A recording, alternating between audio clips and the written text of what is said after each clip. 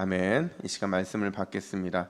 이 복된 시간에 주시는 하나님의 말씀은 우리 계속해서 창세기 47장 7절에서 12절까지의 말씀입니다. 구약성경 75면에 있는 창세기 47장 7절부터 12절까지의 말씀, 인생 족적이라는 제목으로 오늘 말씀을 받겠습니다. 우리 창세기 47장 7절부터 12절까지의 말씀, 우리 한 절씩 교독해 읽겠습니다. 요셉이 자기 아버지 야곱을 인도하여 바로 앞에 서게 하니 야곱이 바로에게 축복하매 바로가 야곱에게 묻되 내 나이가 얼마냐? 야곱이 바로에게 아뢰되 내 나그네 길의 세월이 130년이니라.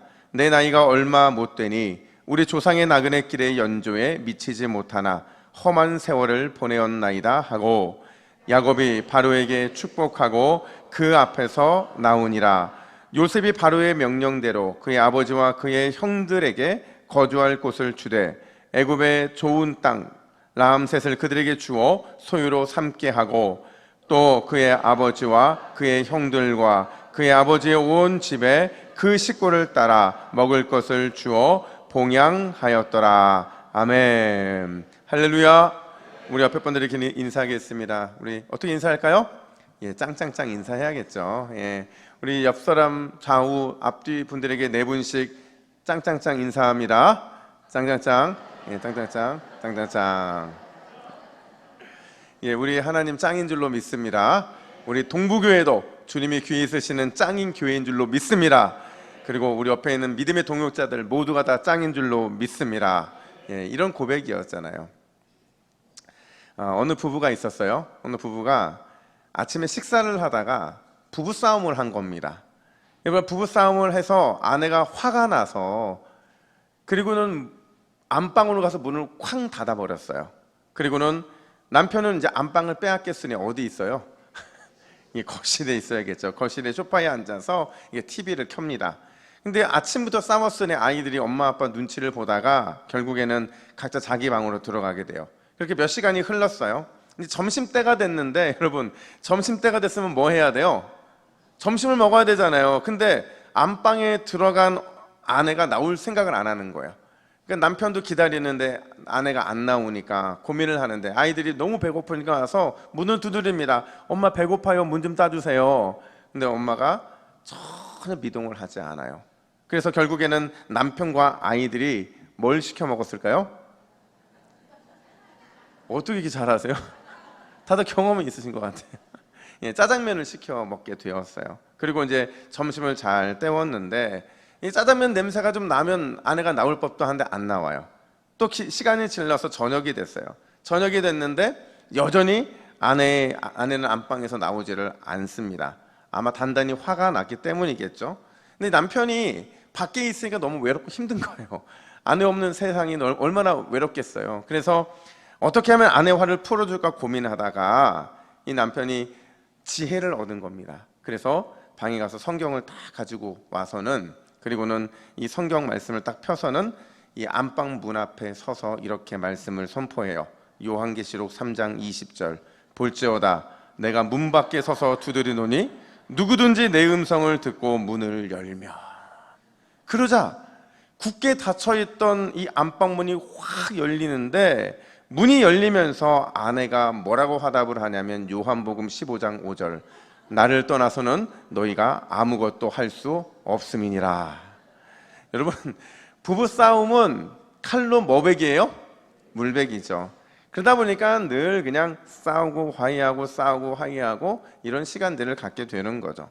여러분, 야곱의 인생에서요 끊이지 않고 일어났던 게 있어요.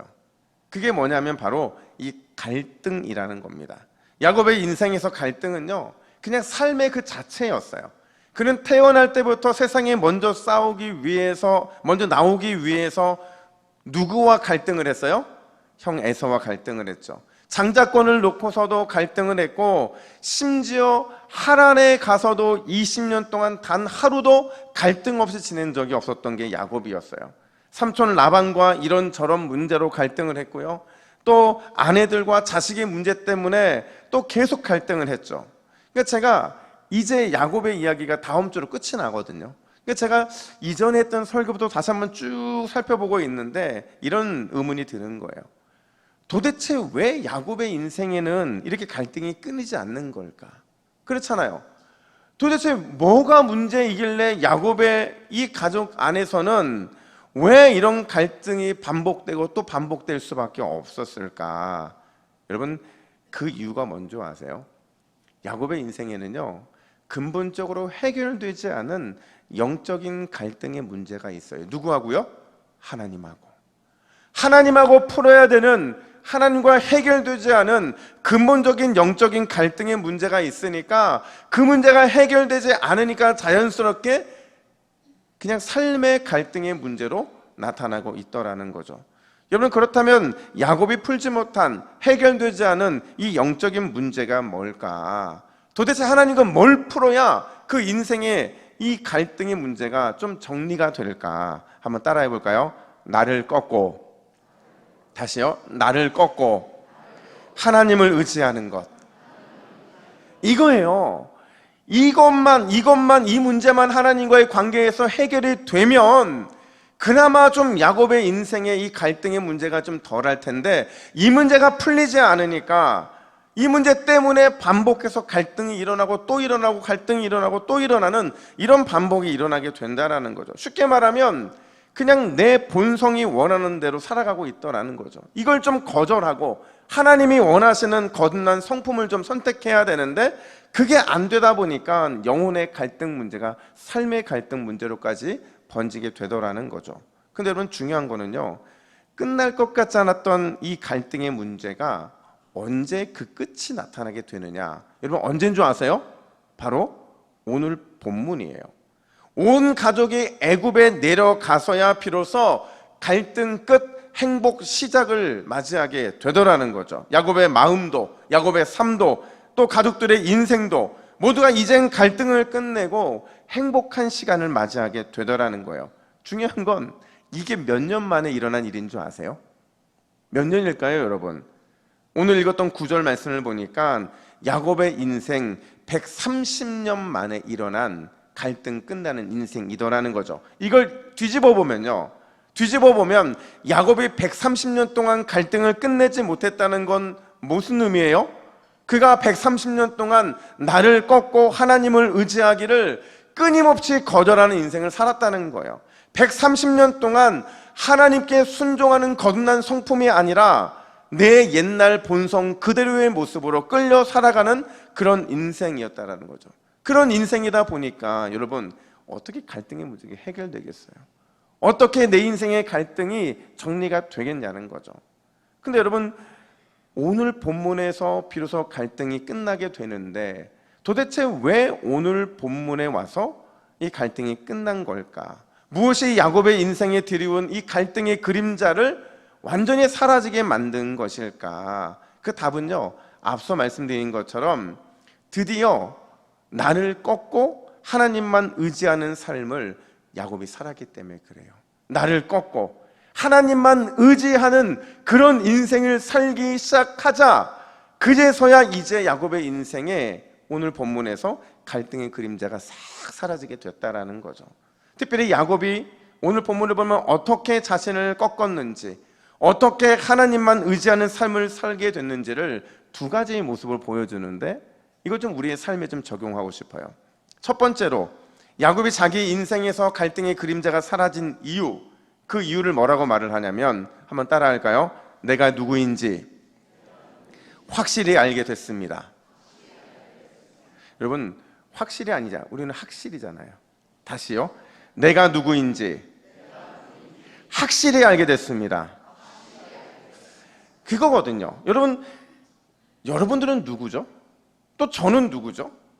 이 질문이 뜬금없는 질문 같지만 우리가 인생에서 그 답을 찾아야만 우리 인생에서의 갈등의 그림자가 사라진다는 거죠. 내가 누구인지, 무엇 때문에 살아가고 있는지, 지금 여기에 왜 있는지 이걸 제대로 알아야만, 그래야만 나를 꺾고 하나님만 의지하는 삶을 살 수 있다는 거예요. 근데 놀랍게도 130년 동안 야곱이 그 문제에 답을 못 찾았는데 언제 그 답을 찾았느냐? 오늘 그 질문을 한 한 사람 때문에 그 답을 찾은 거예요. 그 사람이 누구냐면 바로 애굽의 왕이었던 바로였어요. 바로가 야곱과 만난 첫 장면에서 그에게 뭘 질문을 하느냐, 우리 8절 말씀을 같이 한번 읽어볼까요? 8절입니다. 시작. 바로가 야곱에게 묻되 내 나이가 얼마냐. 자, 여러분, 지금 이 상황에서 이거 물을 상황이에요? 아니잖아요. 지금 한 나라의 왕과 그리고 총리의 아버지가 왔는데 둘 중에 누가 나이가 많을 것 같아요? 당연히 야곱이 많죠. 근데 그런 상황에서 누가 봐도 자기보다 나이가 많은데 그 사람을 향해서 네 나이가 얼마냐 이렇게 묻는 게 이게 상식적입니까? 아니에요. 그러니까 이게 무슨 얘기냐면 지금 바로의 이 질문은요, 야곱의 육신의 나이를 묻고 있는 게 아니라는 거죠. 특별히 그가 쓰고 있는 나이라는 이 단어가 원뜻이 무슨 뜻이냐면 인생조각이라는 뜻이에요.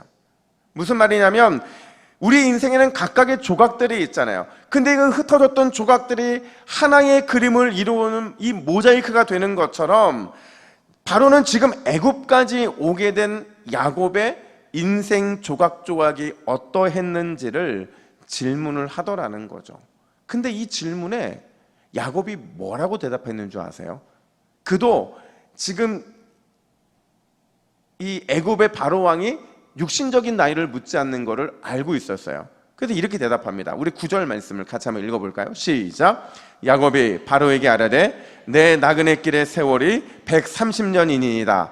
내 나이가 얼마 못 되니 우리 조상의 나그네 길의 연조에 미치지 못하나 험악한 세월을 보내었나이다 하고. 자, 여러분, 지금 이 질문과 대답 사이에서는요 좀 시간이 있어요. 그러니까 긴 한숨이 좀 있고요. 그 긴 한숨은 뭘 의미하냐면 야곱이 자신의 지난 과거의 130년 삶들을 좀 정리할 수 있는 시간이었던 것 같아요.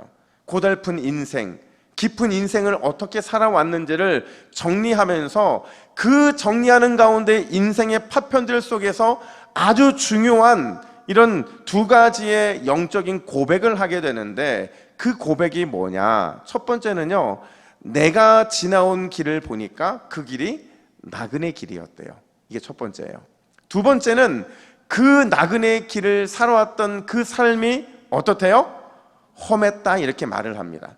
이 두 가지가 자기의 인생의 파편 속에 찾아낸 결론이었어요. 여러분, 나그네 길이라는 게 뭘까요? 이 나그네 길은요, 창세기부터 시작을 해서 요한계시록이 마치는 그 모든 과정들 가운데 성경에서 반복되고 또 반복되는 표현인데 이게 무슨 표현이냐? 우리의 인생이 순례자의 삶이라는 거예요. 내가 이 땅의 주인이 아니고 이 땅이 내 삶의 목표와 내 삶의 전부가 아니라 우리에게는 진짜 가야 할 본향이 있다라는 거죠. 물론 우리는 여러분 두 발로 이 땅을 밟고 살아가요. 그렇다고 해서 이 땅을 밟고 살아가다가 이 땅에서 끝나는 인생이 아니라 진짜 가야 될 그 본향을 향해서 한 걸음 한 걸음 나아가는 삶, 그게 바로 오늘 야곱이 말하고 있는 나그네 길이라는 거죠. 근데 문제는 뭐냐면요, 우리가 자꾸 그걸 잊는 거예요. 나그네의 길이고 순례자의 길이라는 사실을 자꾸 잊어버리고 산다는 거죠. 그래서 마치 이 땅이 전부인 것처럼, 이 땅의 모든 것들이 영원할 것처럼 우리는 그렇게 착각하며 살 때가 많이 있다라는 겁니다. 야곱도 그랬다는 거죠. 여러분, 야곱의 인생의 목표가 뭐였어요? 뭐 받는 거였어요? 예, 축복을 받는 거였어요. 그는 처음부터 축복을 위해 살았고 축복을 얻기 위해 살았고 그거를 얻기 위해 자신의 모든 것을 버렸던 게 바로 야곱의 인생이었거든요. 그랬던 야곱이요, 자기 인생의 결론을 뭐라고 내느냐? 나그네 길을 잃어버린 인생의 결론, 그게 바로 오늘 야곱이 정의한 두 번째 결론인데, 그래 봤더니 내가 험악한 세월을 보냈다. 이게 바로 야곱의 인생의 결론이더라는 거죠. 여러분, 여기서 세월이 험악했다는 거는요, 파란만장한 인생이라는 게 아니에요. 우여곡절을 많이 겪은 인생이 아니라는 겁니다. 험악했다라는 말의 원뜻이 뭐냐? 죄 많은 인생을 살았다는 거죠. 나그네 길, 순례자의 삶, 그 삶을 잊고 살았더니 남는 건 뭐라고요? 죄밖에 없다는 거죠. 하나님 앞에서 죄로 얼룩진 삶을 살았고 그래서 후회만 남았다. 지금 이 고백을 야곱이 하고 있는 거라는 거예요. 사랑하는 여러분, 오늘을 잘 사시기를 간절히 축복합니다. 여러분, 저는 정말 우리 동북의 믿음의 가족들이 오늘을 정말 잘 살았으면 좋겠어요. 누가 보더라도 야, 동북의 성도들이 정말 잘 사는구나. 여러분, 잘 사는 게요, 물질이 많다고 잘 사는 게 아니에요. 이 잘 사는 게 내가 원하는 걸 다 누리고 산다고, 남들보다 풍족하다고, 그래서 그게 우리가 잘 사는 게 아니라는 거죠. 그럼 잘 산다는 게 뭐냐? 잘 산다는 거는요, 내가 지금 나그네 길 가운데 있다는 것을 잊지 않는 거예요. 잠시 이 땅에 머무르는 순례자의 삶이라는 사실을 잊지 않는 거죠. 근데 여러분, 이 삶이 쉬워요? 어려워요? 어렵습니다. 내가 나그네 인생이고 내가 순례자의 삶을 산다는 게 어렵기 때문에 우리는 날마다 특별한 믿음의 결단이 필요해요. 어떤 결단이 필요하냐? 한번 따라해 볼까요? 이 땅의 것에 집착하지 않겠습니다. 다시요. 이 땅의 것에 집착하지 않겠습니다. 이 결단이 필요하죠. 근데 여러분, 이게 쉬워요? 어려워요? 진짜 어렵습니다. 왜냐하면 이 땅의 것이 다 나쁜 게 아니거든요. 하나님 우리에게 주신 특별한 것들도 있어요. 근데 여러분, 이 땅의 것에 집착하지 않겠다는 건 무슨 의미냐면, 이 땅의 것이 내 삶의 전부가 되지 않게 하겠다라는 거예요. 심지어 그것 때문에 영적인 것을 잃어버리면 안 된다라는 것을 의미한다라는 거죠. 제가 설교를 준비하다가 이런 얘기를 접했어요. 그 이야기 제목이 빗나간 집착인데, 한 학교에 굉장히 모범적인 학생이 있었어요. 모범생이니까 평소에 지각을 할까요? 안 할까요? 안 해요. 결석을 할까요? 안 할까요? 안 해요. 근데 그날 따라서 한 모범생이 지각을 한 겁니다. 궁금하니까 선생님이 물어요. 야, 너 도대체 왜 지각을 했니? 그랬더니 자기가 학교로 오는데 어떤 할머니가 호주머니에서 돈을 꺼내다가 동전을 왕창 쏟았대요. 그래서 그것 때문에 늦었다고 말을 하는 겁니다. 그때 선생님이 칭찬을 하는 거예요. 그래, 너 할머니 도와드리는 거 그거 정말 잘한 거야. 근데 너는 학생이잖아. 너는 할머니의 그걸 도와주는 것보다 학교에 정시간에 오는 게 학생이신 분에 맞는 거야. 그러자 학생이 고개를 절레절레가면서 그 말이 아니고요, 선생님.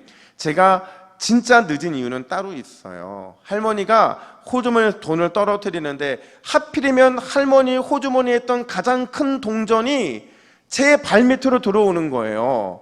그래서 제가 그 비싼 동전 끝까지 포기하지 않기 위해서 내가 가져가려고 기다리는데, 이 할머니도 그 동전을 끝까지 찾더라는 거죠.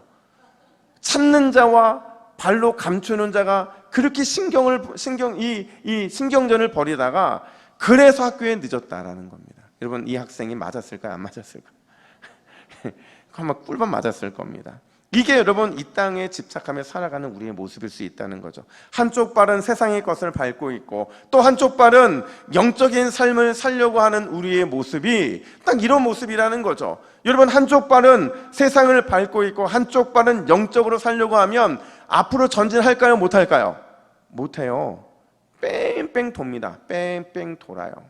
그런 인생을 살았던 게 바로 야곱의 과거의 모습이었고, 그리고 지금 현재 우리의 모습일 수 있다는 거죠. 그런 우리를 향해서 베드로 사도가 뭐라고 권면하느냐? 사실 베드로는요, 철저하게 그렇게 살았던 사람이거든요. 근데 그가 변화되고 나서 우리에게 뭐라고 권면하느냐? 우리 베드로전서 2장 11절 말씀을 화면 보시고 메시지 성경으로 같이 읽습니다. 시작. 친구 여러분, 이 세상은 여러분의 본향이 아닙니다. 그러니 이 세상에서 여러분의 안락함을 구하지 마십시오. 자기 욕망을 채우려다가 영혼을 희색하는 일이 없게 하십시오. 아멘. 여러분, 자기 욕망을 채우려다가 영혼을 희생하는 일이 발생하면 결국 우리는 인생에 죄밖에 남지 않고 후회밖에 남지 않는다는 거죠. 다시 처음 질문으로 돌아가서 여러분들은 누구입니까? 또 저는 누구일까요?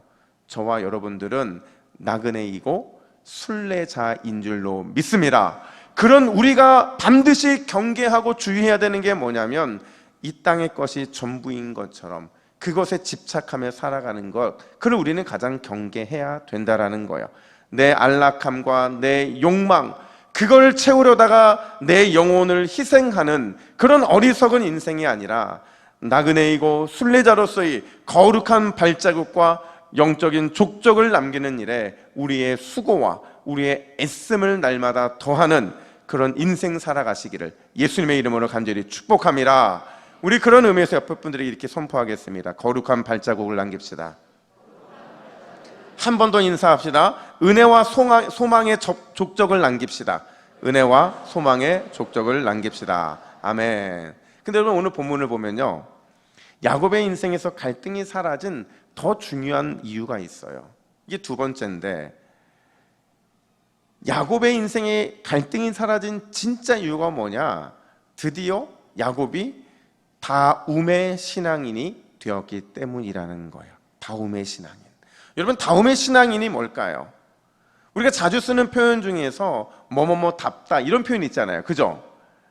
목사답다, 성도답다, 부모답다, 학생답다, 선생답다, 남자답다. 우리는 수많은 답다라는 표현을 쓰는데, 여러분, 답다라는 표현의 의미가 뭐예요? 그만한 자격을 갖추었다 이런 뜻이거든요. 목사다움은 목사로서의 품격과 자격을 갖췄다는 의미이고요, 학생다움은 학생으로서의 모습을 갖췄다는 의미예요.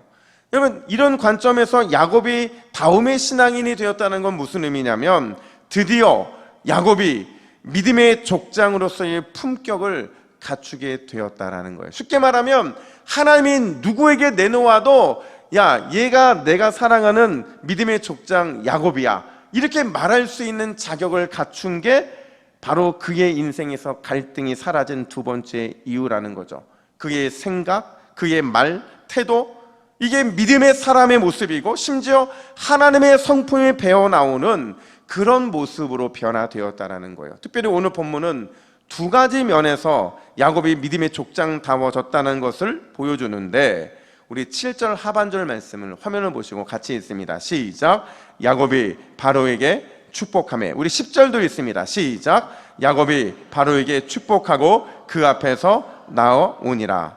아멘. 자, 여러분, 오늘 우리 두 절의 말씀을 읽었는데 이거 이상하지 않아요? 와, 여러분 믿음이 대단하시네요. 저는 이게 너무 이상한 거예요. 왜 이상하냐면, 여러분, 축복을 하면 누가 누구에게 축복하는 게 옳죠? 예, 바꿔 말하면 무슨 얘기냐면, 이미 축복을 받은 사람 또는 축복을 할 만한 위치에 있는 사람이 축복받아야 될 사람에게 축복하는 게 상식이죠. 그러면 여러분, 지금 야곱과 애굽의 바로왕이 있는데 둘 중에서 축복받은 사람은 누구예요? 눈으로 보면 바로왕이죠. 그만한 위치에 있는 사람도 바로왕이에요. 그러니까 원래 오늘 본문은요, 바로왕이 야곱에게 축복을 해줘야 옳아요. 그렇잖아요. 근데 왜 야곱이 바로를 축복하고 있느냐는 거죠. 도대체 이게 왜 그런 걸까? 또 보세요. 여러분, 야곱과 바로왕이 서로 마주하고 있는데요, 지금 오가는 말 보면요, 여러분들은 인식했는지 모르겠지만 저는 여러분과 교독해 읽었잖아요. 근데 공교롭게도 여러분들이 읽은 부분은 바로왕과 관련된 내용이고, 제가 읽은 부분들은 대부분이 다 야곱의 말과 야곱의 행동과 태도의 모습이었어요. 근데 제가 읽으면서 어떤 생각이 드냐면, 여러분들은 짧게 읽고 저는 길게 읽게 느껴지는 거예요. 그죠? 이게요, 지금 바로와 야곱이 마주하고 있는 그 말과 태도와 행동이 어떤 것인지를 보여주고 있냐면, 지금 애굽의 왕이 마치 누구처럼 느껴진다는 거예요? 야곱처럼 느껴진다는 거예요. 여러분, 객관적으로 생각해 보면 지금 야곱은요, 절대로 왕 행세하면 안 돼요. 잘난 척하면 안 되고 목이 뻣뻣하면 안 돼요. 비굴해 보일 정도로 낮아져야 된다는 거죠. 왜요? 지금 야곱이 왜 애굽까지 온 거예요? 기근의 문제 때문이잖아요. 기근의 문제인데 주변 국가 중에서 유일하게 기근의 문제를 해결한 나라가 어느 나라예요? 애굽밖에 없어요. 애굽밖에 없기 때문에 기근을 극복하고 양식을 구하려면 당연히 낮아지고 또 낮아져서 완전히 비굴해 보일 정도까지 되어야만 되는데, 근데 오늘 본문의 야곱은 너무나도 당당하더라는 거죠. 심지어 생사 여탈권을 바로 갖추고 있는데 그 앞에서 나이가 몇이냐고 물어봤을 때 자기가 지난 세월에 대해서 이 인생 간증까지 하고 있잖아요. 이게 어떤 장면이냐면 이런 거예요. 여러분, 제가 가끔 신방을 하다 보면 부부가 함께 신방을 받잖아요. 근데 부부가 함께 신방을 받을 때 꼭 아내들한테 남편이 야단 맞을 때가 있어요. 옆에 있다가 꼬집힘을 당하고 좀 그만하라고 핀잔도 받고. 언제 이러는 줄 아세요? 언제? 자꾸 간증할 때 자꾸 빨리 좀 끝내야 되는데 했던 말 또 하고, 그러면서 자꾸 그럴 때 자꾸 아내들이 막 그러는 거죠. 근데 여러분, 지금 상황이 그렇다는 거예요. 지금 야곱이 인생 간증할 때가 아니거든요. 왕 앞에서 어떻게 해서든지 자기가 낮추게 보여서 기근을 이겨내야 되는데, 근데 지금 이렇게 당당할 수 있는 이유가 과연 무엇이냐 하는 거죠. 어떻게 조금의 위축됨도 없이 오히려 바로 왕을 축복하고 바로 왕 앞에서 스스럼 없이 간증을 할 수 있는가? 여러분, 그 이유가 뭔지 아세요? 그 이유는요, 야곱이 드디어 믿음의 족장다움을 회복했기 때문이에요. 믿음의 족장다움을 회복했다는 말은 바꿔 말하면 야곱 안에 하나님의 약속으로 가득 차 있다는 거예요. 하나님의 유업을 이을 자라는 영적인 확신이 그의 마음을 사로잡았기 때문에, 그래서 믿음의 담대함과 신앙인의 품격과 위풍당당함을 가지고 바로 앞에 설 수 있었다라는 거죠. 여러분, 우리가 이 험한 세상을 살아가면서 당당하고 담대하게 살아가려면 우리 안에도 야곱과 같이 믿음의 족장다움이 회복되어야 하는 줄로 믿습니다. 무슨 말이냐면 하나님의 약속이 누구 안에 있다고요? 내 안에 있는 거예요. 주의 약속이 누구를 통해 성취된다고요? 나를 통해 성취되는 거죠. 나는 하나님 나라의 유업을 이을 믿음의 자손이라는, 바로 이 믿음의 회복이 일어나야 우리가 세상을 살아가면서 절대로 주눅들지 않고 또 위축되지 않을 수 있다라는 겁니다. 여러분, 저는 참 감사한 게 뭐냐면 기도할 때마다 하나님이 주는 응답들이 있어요. 근데 그 응답들을 받을 때 참 감사한 거는 하루 종일 그 응답을 묵상할 수 있도록 뭘로 응답을 주시냐면 이 찬양으로 응답을 주실 때가 참 많이 있어요. 제가 요 며칠 이런저런 문제로 고민하고 또 기도하고 그러는데 하나님이 저한테 문득 이 찬양을 주셨는데, 이 찬양이 과거에도 저에게 주셨던 찬양이고 또 여전히 저에게 주시는 찬양이기도 했어요. 근데 이 찬양이 어떤 찬양이냐면, 여러분 딱 찬양을 부르는 순간 막 웃을 거예요. 참 우리 목사님 참 어떤 찬양이냐면 이 찬양이에요. 왕왕왕왕 나는 왕자다. 여러분 웃지 마시고 같이 불러주세요. 자, 우리 이 찬양 같이 합니다. 왕왕왕왕 나는 왕자다. 하나님 나라에 나는 왕자다. 내가 비록 어릴지라도 나는 나는 왕자다. 내 앞을 가로막는 자 모두 다 물리치리라. 이 세상을 앞장서가는 나는 왕자다. 할렐루야. 여러분, 이 유치한 찬양이 벌써 제가 이 찬양을 경험한 지가 한 45, 6년이 됐는데, 근데 그때마다도 제가 지금도 여전히 이 찬양이 저한테 힘이 되는 게 뭐냐면요, 제가 왕이라는 거예요. 하나님이 여러분들을 왕이래요. 여러분, 이게 얼마나 대단한 신앙의 고백이냐면, 우리가 가장 위태로운 인생의 순간들을 맞이하잖아요. 그때 우리가 완전히 무너지지 않으려면 하나님의 약속의 백성, 내가 하나님 나라의 왕이고 왕자라는 사실을 기억하면 그 위태로운 순간이 우리로부터 자유케 하는 줄로 믿습니다. 우리의 큰 두려움이, 가장 떨리는 순간이 내 앞을 막는다 할지라도 우리는 이 세상을 앞장서가는 하나님 나라를 이어받을 왕자라는 사실이 굳게 붙잡아지게 된다면 우리 앞에 있는 모든 것들이 다 평평하게 변화될 줄로 믿습니다.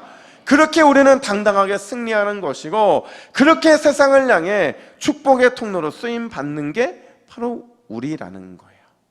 제가 얼마 전에 예전 기사 하나를 봤는데요, 그 기사가 뭐냐면 프랑스에서 2000년이나 된 꽃씨가 발견이 된 거예요. 여러분, 2000년 된 꽃씨가 발견됐으니 그게 꽃씨로서의 가치가 있겠어요?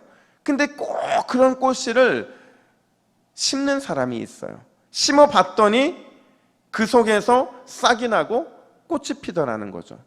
또 어느 기사를 봤더니 이집트에서는요, 이 피라미드 안에서 3000년 묵은 완두콩이 발견이 됐대요. 여러분, 이 완두콩도 심었을까요? 안 심었을까요? 당연히 심었죠. 완전히 3000년 동안 말라 비틀어져 있던 이 콩을 심었더니 흙을 뜯고 싹이 나오고 그 위에는 열매를 맺게 되더라는 거죠. 이게 생명력의 위대함이에요. 여러분, 우리 안에 영원한 생명이신 예수 그리스도의 부활의 씨앗이 심겨져 있는 줄로 믿습니다. 그렇다고 한다면 여러분, 우리는 성도다움을 반드시 회복해내야 할 줄로 믿습니다. 직분자라면 직분자다움을 회복해야 할 줄로 믿습니다. 기도자라면 기도자다움을 회복하고, 봉사자라면 봉사자다움을 회복해야 되는 줄로 믿습니다. 왜요? 우리 안에 예수 그리스도의 부활의 씨앗이 심겨져 있거든요. 그게 우리 안에서 성도다움을 회복할 때 열매를 맺는 것이고, 직분자다움을 회복할 때 열매 맺는 것이고, 기도자다움을 회복할 때 그 열매가 주렁주렁 맺혀지게 되는 거예요. 여러분, 이 땅에는 수많은 교회가 있어요. 수많은 성도들이 있어요. 수많은 믿음의 가정들이 있어요. 근데 그 수많은 교회, 수많은 가정, 수많은 믿는 사람들 중에서 하나님이 어떤 사람을 통해 일하시는 줄 아세요? 어떤 교회, 어떤 가정을 통해 일하시는 줄 아세요? 내 안에 다움이 회복된 교회, 다움이 회복된 가정과 그 믿는 자를 통해서 주님은 놀라운 일들을 행하시는 줄로 믿습니다. 그 부활의 씨앗의 능력을 믿는 자를 통해 반드시 일하실 줄로 믿습니다. 여러분, 그렇다고 한다면 이번 한 주 우리가 순례자이고 나그네라는 분명한 자기 정체성을 다시 회복하시기를 간절히 축복합니다. 다움의 신앙을 회복하시기를 간절히 축복합니다. 그러면 우리가 걸어가는 그 인생, 주님과 동행함으로 인하여 우리 인생의 족적이 위대한 하나님과 함께 걷는 믿음의 거인의 족적으로 변화될 줄로 믿습니다. 그 믿음의 소망 가지고 승리하는 저와 여러분 되기를 예수님의 이름으로 축복합니다. 아멘. 하나님 아버지, 야곱의 말년이 이스라엘 다움을 드러내는 복된 결말이 되었던 것처럼 우리의 매 순간도 하나님의 자녀됨을 드러내는 멋진 결말이 될 수 있도록 인도하여 주시옵소서. 주님, 그러기 위해서 내가 누구인지 분명히 알기를 원합니다. 내 안에 잠들어 있는 다움 신앙이 회복되기를 간절히 원합니다.